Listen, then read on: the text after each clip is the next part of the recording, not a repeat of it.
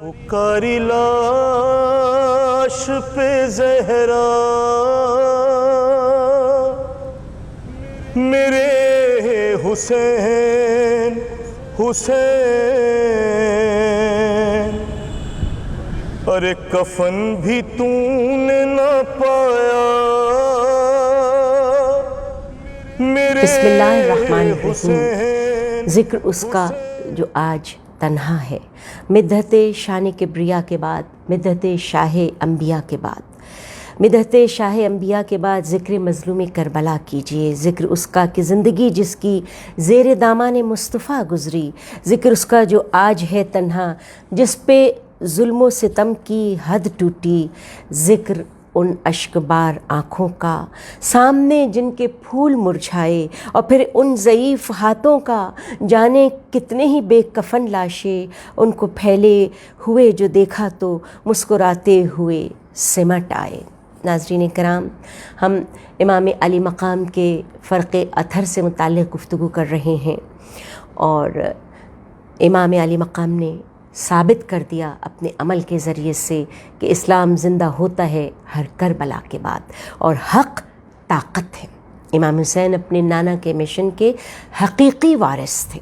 اور یزید معاویہ کا بیٹا اور ابو سفیان کا پوتا۔ حالات کی ستم ظریفی سے حاصل شدہ مادی اقتدار کے بل پر وہ اسلام کو تباہ کرنا چاہتا تھا۔ اس نے بھرے دربار میں اعلان کر دیا تھا کہ نہ کوئی وحی آئی نہ کوئی فرشتہ۔ یہ تو بنو ہاشم نے اپنے اقتدار کے لیے ڈھونگ رچایا تھا، لیکن حسین نے اپنے بے مثل کردار سے قدم قدم پر دین کے اصولوں کا اور اپنے موقف کا اعلان کرتے ہوئے، نامساعد حالات کی عملی مثالیں دیتے ہوئے اللہ کے دین کی بقا کی خاطر یزید کے وحشیانہ اور غیر انسانی حملے کو قیامت تک کے لیے ختم کر دیا۔ وہ شاہی اقتدار کی تمام قوتوں کے استعمال کے باوجود، وہ مادی طاقتوں کے حاصل ہونے کے باوجود، یزید کا نام قیامت تک کے لیے ایک گالی بن کے رہ گیا، اور حسین آزادی ضمیر کے نام سے ہمیشہ ہمیشہ کے لیے زندہ کر کے حسین نے ثابت کر دیا طاقت حق نہیں بلکہ حق سب سے بڑی طاقت ہے۔ آج اسی حق کے متوالے کا تذکرہ کرتے ہوئے فرق اطہر کی تقسیم کے بارے میں ہم ذکر کریں گے کہ شہداء کے سرہائے مبارک کی تقسیم کس انداز میں بعد قتل شہداء کربلا کی گئی۔ تاریخ کہتی ہے، ہمیں روایتوں سے پتہ چلتا ہے کہ عمر سعد نے حکم دیا کہ تمام شہداء کربلا کے بدنوں کو سر سے جدا کیا جائے، اور پھر ان سروں کو مختلف قبیلوں میں تقسیم کیا جائے تاکہ کوفے میں ابن زیاد کے پاس پہنچایا جائے، اور سر دکھا کے اس سے انعام و اکرام حاصل کیا جائے۔ یہ ظاہر ہے یہ مادی طاقتیں، یہ دنیا کی لالچ، کہ جہاں پر ہم یہ جانتے ہیں کہ پروردگار عالم واضح طور پہ اعلان کر رہا ہے ارضیتم بالحیات الدنیا، کیا تم اس حیات دنیا پہ راضی ہو رہے ہو؟ وما متاع الحیات الدنیا، کہ یہ بہت تھوڑی ہے متاع حیات دنیا کی تمہارے پاس، الا قلیلہ، بہت تھوڑی ہے، بہت مختصر ہے کہ تم جس متاع دنیا کے پیچھے بھاگ رہے ہو، جس مال و متاع کی تمنا کر رہے ہو، جس زر و جواہرات کے لالچ میں فرزند رسول اور ان کے رفقا کو شہید کر کے بے حرمتی کے ساتھ اور جس انداز وحشیانہ کے ساتھ ان کے سروں کو تن اطہر سے جدا کر کے لے کے چلے ہیں، اور پھر انعام و اکرام کے لالچ میں کہ حاکم سے انعام ملے گا، اکرام ملے گا، خلعت و زیورات سے نوازے جائیں گے۔ تاریخ ہمیں یہ کہتی ہے کہ کل 78 سر مبارک تھے۔ 13 سر مبارک قیس ابن اشعث کی سرپرستی میں قبیلہ بنی کندہ کے حوالے کیے گئے، 12 سر مبارک شمر کی سرپرستی میں قبیلہ حوازن کے سپرد کیے گئے، 17 سر مبارک قبیلہ بنی تمیم کے حوالے کیے گئے، 16 سر مبارک قبیلہ بنی اسد کے حوالے کیے گئے،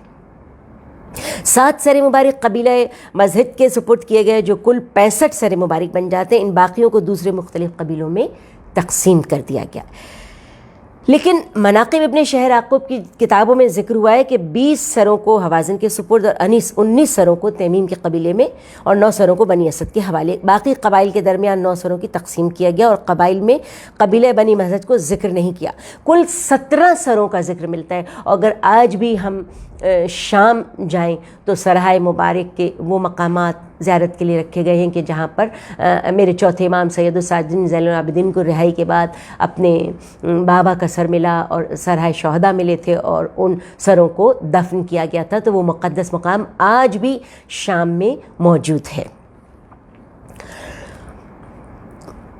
سب شہداء کے سروں کو کاٹا گیا سوائے شہزادہ علی اصغر کے سر مبارک کے، کیونکہ امام عالی مقام نے شہزادہ علی اصغر کے سر کو دفن کر دیا تھا۔ اور پھر کہتے یہ ہیں کہ اس سر اتھر کو دفن اس احتیاط کے ساتھ کیا گیا تھا، پشت خیمہ امام عالی مقام نے دفن کیا تھا کہ یہاں تک ان کے قدم نہیں پہنچیں گے، لیکن جب سر گنے گئے تھے تو ایک سر کم پایا گیا تھا۔ اس وقت نیزوں کو چبا چبا کے ارض مقدس کربلا پر جہاں شہداء کے جسم پڑے ہوئے تھے، بے گور و کفن لاشیرن میں پڑے ہوئے تھے، اس وقت پشت خیمہ پر جب ایک نیزے کو گاڑا گیا ہے تو اس نیزے کی انی کے ساتھ وہ جھنڈولے بالوں والا ننھا سا سر بھی نیزے پر بلند نظر آیا۔ حضرت امام حسین کا سر مبارک خولی کے تندور میں رکھا گیا۔ عمر سعد نے عاشورے کے دن امام حسین علیہ السلام کے سر مبارک کو خولی بن یزید اصبہی کے اور حمید بن مسلم کو دیا تاکہ ابن زیاد کے پاس کوفے میں لے جا کر پیش کر سکیں۔ خولی کا گھر کوفے سے ایک فرسخ کے فاصلے پر تھا۔ روایت کہتی ہے خولی اپنے گھر میں آیا، 11ویں کی رات تھی، اس نے ارادہ کیا کہ سر مبارک کو صبح ابن زیاد کے پاس لے جائے گا۔ خولی کی بیویاں ان میں سے ایک انصاریہ مدینے کے مسلمانوں میں سے تھی جو بہت ہی سچی مسلمان تھی اور رسول اللہ کی رسالت پر ایمان رکھتی تھی، خدا کی وحدانیت پر یقین رکھتی تھی اور دل سے مومنہ مسلمان تھی، کہ جس کا نام روایتیں ایوب بھی بیان کرتی ہیں۔ اہل بیت نبوت سے بہت محبت رکھتی تھی۔ اس سے خولی نے امام حسین کے سر مبارک کو چھپانے کے لیے تندور میں رکھ دیا، اور پھر کہتے یہ ہیں کہ نہ صرف تندور میں رکھا بس بلکہ اس انداز میں رکھا کہ اس سر اتھر کو، اس فرق اتھر کو ایک بوری کے اندر بند کر کے اور تندور میں رکھ دیا کہ اس کی اس زوجہ کی نگاہ نہ پڑے کہ جو اہل بیت نبوت سے دل میں محبت رکھتی تھی۔ ایوب نے رات کے آخری حصے میں گویا اس کی زوجہ نے، اس نے سر مبارک کو پوری طور پہ چھپانے کی کوشش کی اپنی زوجہ سے کہ جو دل میں محبت اہل بیت رکھتی تھی، لیکن کہتے یہ ہیں کہ آدھی رات کے وقت آخری حصے میں ایک نور کو اس کی بیوی نے دیکھا کہ وہ نور وہ تھا کہ جو تندور سے آسمان کی طرف بلند ہو رہا تھا، اور جب وہ اس نور کے قریب آئی تو سنا کہ کچھ عورتیں نالہ و فریاد کے ساتھ امام حسین کے لیے گریہ کر رہی ہیں۔ تو وہ فوراً حقیقت حال سے آگاہ ہو گئی، خولی کے پاس آئی اور آنے کے بعد روتی ہوئی کہنے لگی، ظالم تجھ پر خدا کی لعنت ہو، اے ظالم تو نے یہ کیا کیا؟ اور پھر کہتی ہے کہ تو نے نواسہ رسول حسین ابن علی فرزند علی و بطول کے سر کو قلم کر دیا اور پھر اس کو تندور میں لا کے چھپا دیا ہے، یہ ظلم ہے اور خدا تجھے اس ظلم کا بدلہ دے گا۔ اور پھر اس کی دوسری زوجہ نے بھی کہا کہ میں آج سے تجھ سے قطع تعلق کرتی ہوں اور خولی سے جدا ہو، اور پھر دوبارہ اس کے پاس کبھی نہ آئی۔ خولی صبح کے وقت دارالعمارہ میں گیا اور حضرت امام حسین کے سر اقدس کو ابن زیاد کے سامنے رکھ دیا اور کہنے لگا کہ میری رکاب کو سونے اور چاندی سے بھر دو۔ حاکم سے کہہ رہا ہے، یہ انعام اکرام کے لالچ میں، یہ دنیا کے لالچ میں، یہ دنیا پرستی میں، یہ مادہ پرستی میں، زر و جواہرات کی لالچ میں فرزند رسول کے ساتھ یہ بے ادبی کرنے والا کہتا ہے کہ اے حاکم میرے رکاب کو سونے اور چاندی سے بھر دو، کیونکہ میں نے سید اور بزرگ کو قتل کر دیا ہے اور میں اس کا سر تیرے سامنے پیش کرتا ہوں۔ میں نے ایسے بزرگ سردار کو قتل کیا ہے کہ جو نسب و حسب میں ماں باپ کے اعتبار سے سب سے افضل تھا۔ یہ بات عام لوگوں میں امام حسین علیہ السلام کی تعریف کی بیان کی جاتی ہے۔ یہ سن کر ابن زیاد کو برا لگا اور خولی سے کہا کہ اگر تجھے یہ پتا تھا کہ وہ امام حسین علیہ السلام انسانوں میں سب سے بہتر اور افضل ہیں تو پھر تو نے اس کو کیوں قتل کیا؟ خدا کی قسم تمہیں کوئی چیز نہ دوں گا۔ بعض نے نقل کیا ہے کہ ابن زیاد کو اس پر غصہ آیا اور اس کو شاید قتل بھی کروا دیا۔ اور پھر ایک روایت جو میری نگاہ سے گزری کہ خولی کی بیوی جو محبت اہل بیت و نبوت دل کے اندر رکھتی تھی، اس نے ایک طویل مرثیہ جہاں جس کے کچھ تھوڑے سے الفاظ میں یہاں پر پیش کر رہی ہوں. بعضوں نے لکھا ہے کہ خولی جلدی سے کربلا سے کوفہ آیا تاکہ سر کو ابن زیاد کے حوالے کرے اور اس کے پاس لے جائے اور انعام اکرام سے نوازا جائے. پھر جب اس کوفے کے دارالعمارہ پہنچا تو اس نے دیکھا کہ دروازہ بند ہے. گھر چلا آیا تھا اور امام کے سر مبارک کو مٹی کے برتن میں ایک تندور میں رکھ کے ایک تھیلے کے اندر بوری کے اندر بند کر کے اس نے رکھا تھا. جب اس کی بیوی نے یہ اس نور کو دیکھا تو کہا تو کہ وائے ہو تجھ پر کہ لوگ سونا اور چاندی لاتے ہیں اور تم رسول خدا کے نواسے سر مبارک لے کے آئے ہو. خدا کی قسم اس کے بعد ہرگز میں تمہارے پاس نہ رہوں. انواریہ کہتی ہے کہ میں نے دیکھا کہ نور اس سر سے آسمان کی طرف بلند ہوتا تھا. سفید پرندوں کو اس عورت نے دیکھا اور اس نور کے اطراف میں اڑتے ہوئے نظر آتے تھے اور کہتی ہے کہ رات سے لے کر صبح تک یہ منظر میری نگاہوں نے دیکھا ہے. اور پھر اس نے کہا اے خون آلود سر تو کہاں سے آیا؟ آدھی رات کو ہمارے گھر آیا ہے. تیرے چہرے کا گلشن عجب حد تک صاف ہے. اے خون آلود سر تیرا جسم کہاں ہے؟ اے سر پر خون تو کیوں افسردہ ہے؟ میرا خیال ہے کہ جواں مرگ ہے. اے وطن سے دور بدن سے جدا ہونے والے سر تجھے منزل مبارک ہو. اے خون میں ڈوبے ہوئے بے کفن شہید منزل مبارک ہو. اے کٹے ہوئے سر تو خاک پر کیوں ہے؟ خاک پر ٹھکانہ خوب بنایا تجھے منزل مبارک ہو. صاحبان منصب اور جان نچھاور کرنے والے تیرے افراد کو کیا ہوا؟ تیرے جلال کو کیا ہوا؟ اس چراغ کہن پر تف ہے تجھے منزل مبارک ہو. مہمان کو کس نے مبتغے کس گوشے میں جگہ نہ دی؟ تیرے میزبان نے تجھے خاک پر براہ راست کیوں رکھ دیا؟ کل کے ساتھیوں سے سر پرخون تو کیوں جدا تھا؟ خاک میں کیوں اٹا ہوا تھا؟ تو کل رات کہاں تھا؟ تو غیروں کا مہمان کیوں بنا؟ ہم سے علیحدہ کیوں ہوا؟ کبھی تو ہم سے آشنا تھا. ہم کل شمر کی جفا میں گرفتار تھے تو صبح تک کس کے ہاتھ میں قید تھا؟ کوئی کہتا ہے اے سر تندور کے گوشے میں تیری جگہ تھی. کوئی کہتا ہے تشت کے نیچے پوشیدہ ظلم کی وجہ سے. بہرحال اے سر تو ایک دن عرش خدا کی زینت تھا. کاٹے جانے کے بعد کوئی سر دنیا میں صورتحال سے کب دو چار ہوا؟ قتل ہو جانے کے بعد کونین میں کوئی سر اس طرح کب رہا؟ یقیناً اے سر تو ازل سے دو جہاں سے زیادہ بلند ہے. بس عزیزان گرامی مجھے وہ واقعہ یاد آ رہا ہے کہ اس سر بریدہ کا مختلف مقامات پر رکھا جانا اور خون تازہ کا جاری ہونا کہ قرآن مجید میں بھی ذکر ہے اور ہمیں تاریخ انبیاء میں بھی ذکر ملتا ہے کہ حضرت یحییٰ کا سر بھی ایک زانیہ نے ایک شراب خور نے حضرت یحییٰ کے سر کو قلم کیا تھا ایک عورت کے کہنے پر اور اس کی خواہش کا احترام کرتے ہوئے اور اس سر کو کاٹ کر اس عورت کے حضور پیش کر دیا تھا. اور پھر کہتے ہیں کہ اتنا خون جاری ہوا تھا کہ وہ خون کسی طور رکتا ہی نہ تھا. یہاں تک کہ کہا یہ گیا کہ کچھ ایسے یہ کیونکہ بے گناہ قتل کیا گیا کچھ اتنے لوگوں کا کثیر تعداد میں خون بہایا جائے تاکہ یہ خون جاری ہونا بند ہو جائے. آج بھی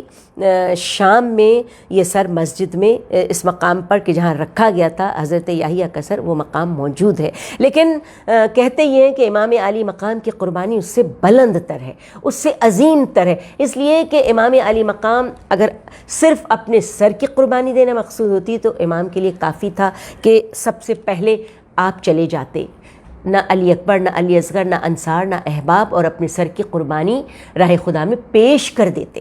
مگر پھر میں سمجھتی ہوں کہ امام علی مقام کی قربانی حضرت یحییٰ کی قربانی سے آگے نہ بڑھتی. کیا کام کیا ہے فرزند رسول آپ نے, کیا قربانی دی ہے آپ نے کہ آپ کا فرق اتھر کوچا با کوچا صحرا با صحرا دیار با دیار پھرایا گیا. اور پھر وہ مقام وہ منزلیں اس واقعے میں آتی ہیں کہ جہاں پر وعدے کیے تھے اہل بیت اطہار نے. جناب زینب سلام اللہ علیہا نے ایک مومنہ سے جب اس مومنہ نے خواہش کا اظہار کیا تھا جب آپ سے یہ کہا تھا کہ آپ کبھی میرے ہاں ضرور تشریف لائیے گا تو اس وقت بیوی نے کہہ کے کہ میں کہاں آ سکتی ہوں, امام علی مقام نے وعدہ کیا تھا کہ ہم تمہارے پاس ضرور ایک دن آئیں گے. اور پھر نہ جانے کس کس مقام اور کس کس منزل پر امام علی مقام نے اپنے اس وعدے کو وفا کیا کہ آپ کی آزاد کردہ کنیز